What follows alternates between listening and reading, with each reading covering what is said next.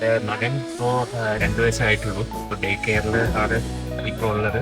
അത് നന്നായിട്ട് കെയർ ചെയ്യുന്നുണ്ട്, നല്ലപോലെ ഗൈഡൻസ് കൊടുക്കുന്നുണ്ട്.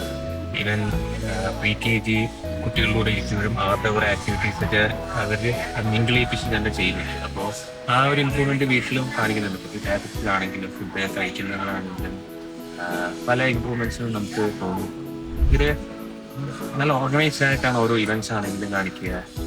എല്ലാ ആക്ടിവിറ്റീസും ഓണം അല്ലെങ്കിൽ ക്രിസ്മസ് അങ്ങനത്തെ കൊച്ചു കൊച്ച് എന്ത് വന്നാലും ഒരു നല്ല ആക്റ്റീവായിട്ടുള്ള ഒരു പാർട്ടിസിപ്പേഷൻ കുട്ടികൾക്ക് കൊടുക്കാനായിട്ട് നോക്കാറുണ്ട്. ഈ ഇടയ്ക്ക് ഒരു ഔട്ടിങ്ങിന് പോയിട്ടുണ്ടായിരുന്നു.